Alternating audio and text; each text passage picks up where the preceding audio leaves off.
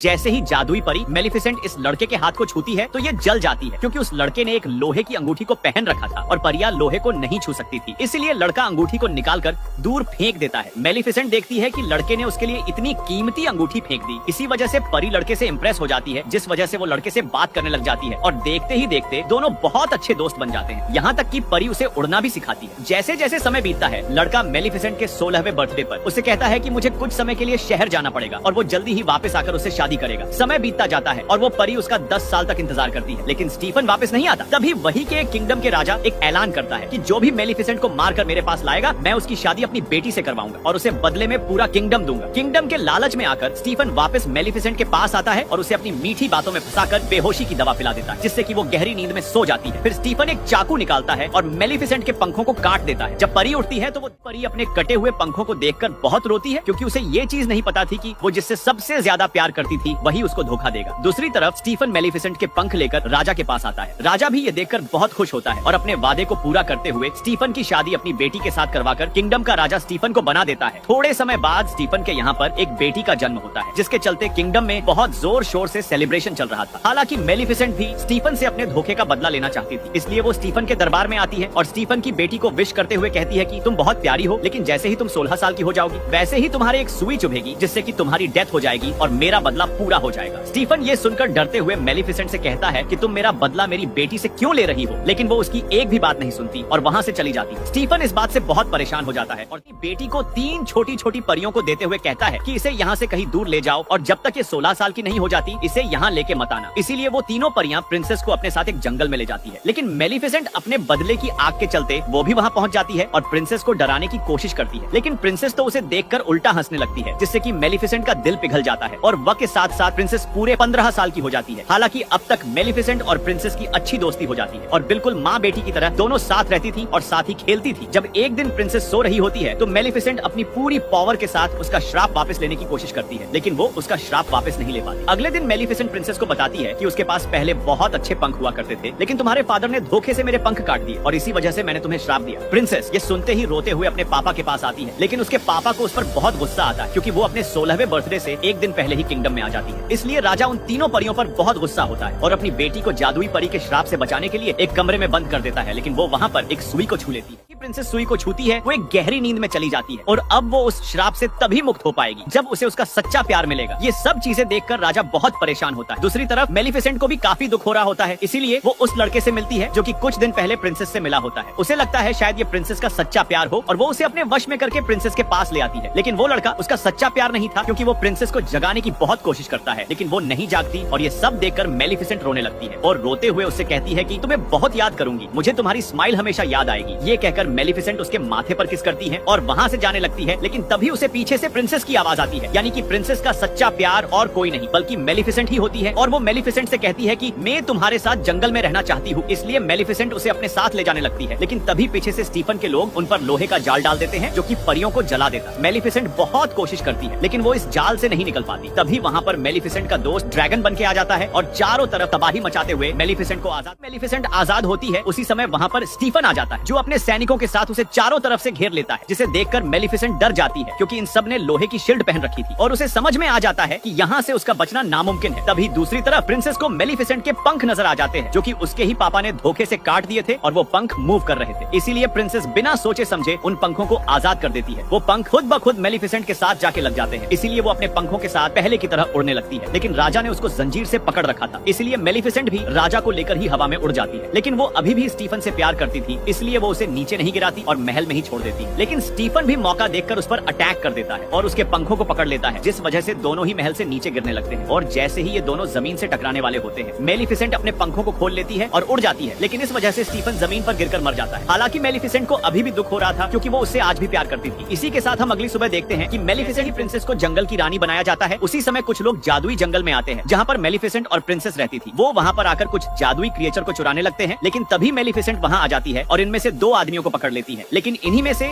एक आदमी क्रिएचर को चुराकर दूर जंगल में भाग जाता है, जहाँ पर उसे बहुत सारे जादुई चमकीले फूल नजर आते हैं और आदमी भागते हुए किंगडम की तरफ आ जाता है। और जैसे ही वो दरवाजा खोलता है, उस दरवाजे से किसी का हाथ बाहर आता है और उससे वो क्रिएचर मांगता है, इसलिए वो चुराया हुआ क्रिएचर उसे दे देता है। हालांकि उसके कपड़े पर वही जादुई फूल भी लगा होता है। उसे भी वो महल वाला आदमी ले लेता है और इन दोनों चीजों के बदले उसे पैसे दे देता है। अगली सुबह प्रिंसेस को पता चलता है कि उनके जंगल से क्रिएचर गायब हो चुके हैं और जब प्रिंसेस उस क्रिएचर को ढूंढने जाती है तो उसे वही लड़का मिलता है जो कि पिछले पार्ट में उसे जगाने के लिए आया था। लेकिन तब तक वो उसका सच्चा प्यार नहीं था, वो भी एक प्रिंस था और बहुत टाइम से वो प्रिंसेस को पसंद करता था, इसलिए वो बिना कुछ सोचे समझे प्रिंसेस को प्रपोज कर देता है। ये देखकर वो भी बहुत खुश होती है क्योंकि वो भी फिलिप को कहीं न कहीं पसंद करती थी। लेकिन प्रिंसेस को ये चीज नहीं पता थी कि वो ऐसा करके खुद के पैर पे ही कुल्हाड़ी मार रही है। प्रिंस फिलिप अपने पेरेंट्स को बताता है कि उसे एक लड़की पसंद आ चुकी है जिससे वो शादी करना चाहता है। ये सुनकर उसके पिताजी तो बहुत खुश होते हैं, लेकिन उसकी माँ को ये चीज बिल्कुल भी पसंद नहीं आती। फिर भी वो बेटे का दिल रखते हुए प्रिंसेस को खाने पे बुलाने को कहती है। हालांकि मेलिफिसेंट को भी प्रिंसेस की ये चीजें बिल्कुल पसंद नहीं आती। वो प्रिंसेस से कहती है कि सच्चे प्यार जैसी कोई चीज नहीं होती, लड़के हमेशा धोखा देते हैं। लेकिन प्रिंसेस उसकी एक बात भी नहीं सुनती और वहाँ से चली जाती। और ना चाहते हुए भी मेलिफिसेंट को प्रिंसेस की डिनर वाली बात माननी पड़ती है। लेकिन प्रिंस फिलिप की माँ डिनर वाले दिन गुस्से में एक सीक्रेट रूम में जाती है, जहाँ पर वो एक अजीब से दिखने वाले आदमी से जाके बोलती है कि जल्दी अपना काम करो, हमारे पास टाइम बहुत कम है। और हमें वहीं पर वो सुई भी दिखाई देती है जिसे छूकर प्रिंसेस गहरी नींद में चली गई। और इसके अलावा वो चुराया हुआ जादुई क्रिएचर और वो चमकीला जादुई फूल भी हमें वहीं पर नजर आता है। अगले दिन प्रिंसेस और मेलिफिसेंट डिनर पर जाने के लिए तैयार हो जाते हैं, लेकिन जैसे ही किंगडम के लोग मेलिफिसेंट को देखते हैं वो डर जाते हैं और अपने हथियार निकाल लेते हैं। हालांकि मेलिफिसेंट ये सब देखकर हंसते हुए महल के अंदर चली जाती है और डिनर करने लगती है। तो रानी बार बार मेलिफिसेंट को उसका पुराना वक्त याद दिलाती है क्योंकि उसे वो दोनों बिल्कुल भी पसंद नहीं थे। लेकिन तभी मेलिफिसेंट को गुस्सा दिलाते हुए अजीब अजीब बातें करने लगती है। वो मेलिफिसेंट से कहती है कि तुम ही हो ना जिसने प्रिंसेस को श्राप दिया जिससे वो गहरी नींद में चली गई थी। ये सब सुनकर राजा अपनी बीवी से कहता है कि खामोश हो जाओ, कैसी बातें कर रही हो तुम। लेकिन रानी अपने पति की एक बात भी नहीं सुनती और मेलिफिसेंट से कहती है कि मान लो अगर मेरे बेटे की प्रिंसेस से शादी हो गई तो इसकी असली माँ कौन होगी। ये सब सुनकर मेलिफिसेंट को गुस्सा आ जाता है, इसलिए वो गुस्से में अपनी जादुई शक्तियों का इस्तेमाल करती है जिससे कि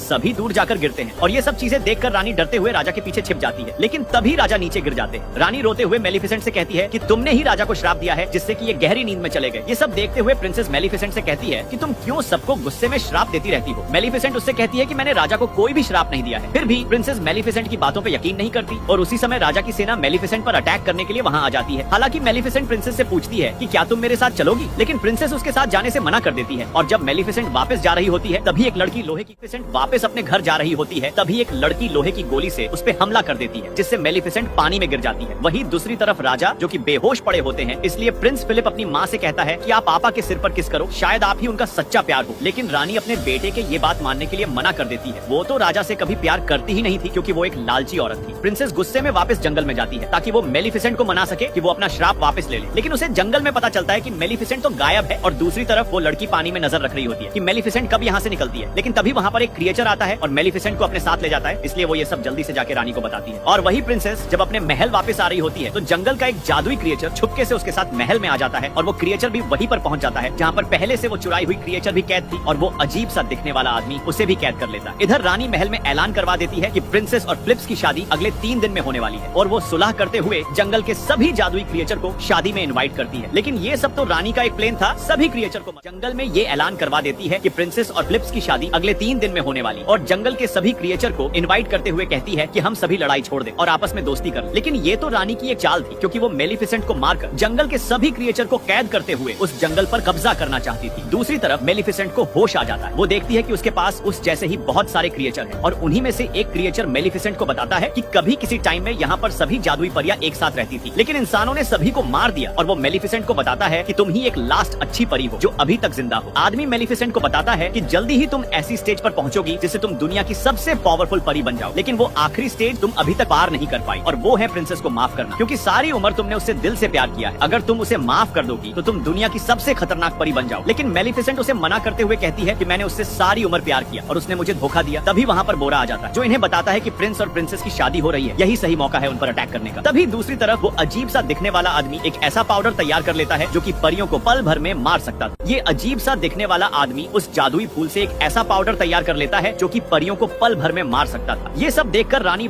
बहुत खुश होती है, लेकिन वो आदमी रानी से बोलता है कि हमें जंगल के सभी क्रिएचर को मारने के लिए बहुत सारे पाउडर की जरूरत पड़ेगी और ये पाउडर तभी ज्यादा बन सकता है जब आप मुझे बहुत सारे चमकीले जादुई फूल ला कर दो। इसलिए रानी अपने लोगों को ऑर्डर देती है कि जल्दी जाओ और जंगल से सारे चमकीले फूल लेकर आओ। और जैसे ही उसके आदमी जंगल में पहुंचते हैं जादुई फूल लेने के लिए, तभी मेलिफिसेंट को खबर हो जाती है और वो भी वहाँ पहुंच जाती है। लेकिन तब तक बहुत देर हो चुकी थी क्योंकि रानी के आदमी सारे जादुई फूल तोड़ के अपने साथ ले गए। हालांकि ये सब देखकर मेलिफिसेंट को बहुत दुख होता है और जैसे ही वो कुछ समझ पाती, झाड़ियों में छिपी हुई सेना लोहे की गोलियों से मेलिफिसेंट पे हमला कर देती है। लेकिन तभी वहाँ पर बोरा का एक साथी आकर उसे बचा लेता है और बोरा भी इन दोनों को बचाते हुए रानी की सेना पर अटैक करने लगता है। जैसे ही ये तीनों बचते बचाते यहाँ से निकलते हैं तो मेलिफिसेंट देखती है कि बोरा का साथी मर चुका है। अगली सुबह हम देखते हैं कि प्रिंसेस की शादी की तैयारियां चालू हो चुकी हैं और जंगल के सभी क्रिएचर महल की तरफ जाने लगते हैं। लेकिन उन्हें ये चीज नहीं पता थी कि वो ऐसा करके खुद की ही जान को खतरे में डाल रहे हैं। Subscribe for next part. रानी शादी की तैयारियों के बीच में प्रिंस को एक फूल देती है और उससे कहती है कि ये फूल अपनी पत्नी को दे देना। इसलिए प्रिंस फिलिप प्रिंसेस को वो फूल दे देता है। हालांकि प्रिंसेस उस फूल को देखकर बहुत ज्यादा हैरान हो जाती है क्योंकि वो उसी के ही जंगल का फूल था और वो सोचने लगती है कि रानी ने ये फूल मेरे लिए क्यों भिजवाया होगा। वो रानी को महल में ढूंढने लगती है, तभी उसे वो सीक्रेट रूम मिल जाता है। इसीलिए वो उस फूल को लेकर उस रूम के अंदर चली जाती है और उसे वहीं पर वो सुई नजर आती है जिसे छूकर वो गहरी नींद में चली गई थी। हालांकि प्रिंसेस को सारे विजन आने लगते हैं। उसे ये चीज पता चल जाती है कि राजा को और किसी ने नहीं बल्कि रानी ने ही मारा। इसके अलावा उसे वही क्रिएचर दिखाई देते हैं जिन्हें उस अजीब से दिखने वाले आदमी ने कैद कर रखा था। जैसे ही वो उन्हें छुड़ाने लगती है तभी वहाँ पर रानी आ जाती है और वो प्रिंसेस से कहती है कि पहले मेरा महल उस जंगल के पास हुआ करता था, लेकिन इन सब क्रिएचर और मेलिफिसेंट के पूर्वजों ने मिलकर मेरे महल को नुकसान पहुंचा दिया और मेरे पिताजी मारे और तो और मेरा भाई भी। जब वहाँ पर सुलह करने गया तो जंगल के क्रिएचर ने मेरे भाई को भी मार दिया और जब मैं अकेली बच गई तो मुझे राजा से शादी करनी पड़ी, जबकि मैं राजा से बिल्कुल भी प्यार नहीं करती थी। रानी सेना को ऑर्डर देते हुए कहती है कि प्रिंसेस को एक कमरे में बंद कर, सभी क्रिएचर को एक कमरे में बंद करके उन सभी पर वो लाल जादुई पाउडर छिड़कवा देती है जो कि उस अजीब से दिखने वाले आदमी ने बनाया था, जिसकी वजह से सभी क्रिएचर कमजोर पड़ने लगते हैं। दूसरी तरफ जिस कमरे में प्रिंसेस बंद होती है वहीं पर उसका वैडिक ड्रेस होता है, इसलिए वो उसे फाड़कर काफी लंबी रस्सी में बदल देती और महल से नीचे जाने की कोशिश करती। लेकिन तभी वहाँ पर सोल्जर आ जाते। हालांकि प्रिंसेस तब तक उस ड्रेस से लटक कर नीचे राजा के रूम में आ जाती है जहाँ पर प्रिंस फिलिप भी होता है और वो रोते हुए प्रिंस को बताती है कि रानी ने मेरे साथ क्या क्या किया और मेलिफिसेंट ने राजा को श्राप नहीं दिया बल्कि रानी ने दिया है, जिसे सुनकर प्रिंस काफी हैरान हो जाता है। इधर रानी अपने महल की छत पर होती है जो कि जंगल की तरफ काफी सारे बॉम्ब फेंक रही थी क्योंकि बोरा और उसकी सेना महल पर अटैक करने आ रहे थे। प्रिंसेस को मेलिफिसेंट का जादुई कौवा दिखाई देता है जो कि इंसानी शरीर में था। वो उससे कहती है कि हमें सभी क्रिएचर की जान बचाने के लिए यहाँ की चर्च का दरवाजा खोलना पड़ेगा क्योंकि सभी क्रिएचर चर्च के अंदर थे जहाँ पर रानी उन पर वो लाल जादुई पाउडर छिड़का रही थी। इसलिए वो दोनों मिलकर दरवाजा खोलने लगते हैं, पर तभी वहाँ पर सोल्जर आ जाते हैं जो कि दोनों को पकड़ लेते हैं। लेकिन उसी समय वहाँ पर मेलिफिसेंट भी आ जाती है जो कि अपने जादुई कोवे को बियर बनवा के गेट खुलवा देती है, जिससे सभी क्रिएचर बाहर आ जाते हैं। Subscribe for next. मेलिफिसेंट महल के सोल्जर पे अटैक करते हुए अपने लोगों को बचाने लगती है। तभी वहाँ पर बोरा भी आ जाता है जो कि जनरल को मारने ही वाला होता है, लेकिन प्रिंस फिलिप आके उसे बचाते हुए बोरा से कहता है कि ये हमारे जनरल है, इसे कुछ मत करना। जनरल देखता है कि इसने मुझे नहीं मारा तो उसे पता चल जाता है कि असली जालिम कौन है, यानी कि रानी ही असली जालिम है। दूसरी तरफ मेलिफिसेंट महल की छत पर आती है उसी रानी के पास और जैसे ही मेलिफिसेंट रानी को मारने वाली होती है तभी बीच में प्रिंसेस आ जाती है और वो उससे कहती है कि प्लीज रानी को मत मारी वरना सब लोग वाकई में समझेंगे कि आप जालिम हैं। लेकिन मेलिफिसेंट गुस्से में कहती है कि नहीं प्रिंसेस पीछे हट जाओ, मुझे तुम्हारी कोई भी बात नहीं सुननी। लेकिन फिर भी प्रिंसेस नहीं हटती और वो रोते हुए कहती है कि प्लीज मदर ऐसा ना करे। और जैसे ही मेलिफिसेंट उसके मुंह से मदर वर्ड सुनती है उसका दिल पिघल जाता है और उसके दिल में इमोशन आने लगते हैं। और जब वे दोनों एक दूसरे को देख रहे होते हैं तभी रानी वही जादुई पाउडर प्रिंसेस की तरफ फेंकती है, लेकिन मेलिफिसेंट उसके सामने आकर प्रिंसेस की जान बचा लेती है और जैसे ही उसे वो तीर आके लगता है वो गायब होने लगती है। ये देखकर प्रिंसेस बहुत रोती है। हालांकि रानी बहुत खुश होती है और वो ये ऐलान करती है कि मेलिफिसेंट अब नहीं रही और अब मैं पूरी जगह पर कब्जा करने वाली हूँ। लेकिन तभी सब्सक्राइब फॉर नेक्स्ट पार्ट। मेलिफिसेंट को जैसे ही तीर आकर लगता है वो राख में बदलने लगती है और ये देखकर प्रिंसेस बहुत ज्यादा रोने लगती है और इसी वजह से प्रिंसेस के आंसू मेलिफिसेंट की राख पर गिर जाते हैं, जिससे मेलिफिसेंट फिर से खड़ी हो जाती है। ये सब देखकर रानी को बहुत गुस्सा आता है, इसलिए वो गुस्से में प्रिंसेस को महल से नीचे धक्का दे देती है। हालांकि मेलिफिसेंट उसे बचा लेती है। इधर प्रिंस फिलिप को भी उसकी माँ के बारे में सब कुछ पता चल चुका था, इसलिए वो मेलिफिसेंट के पास आ जाता है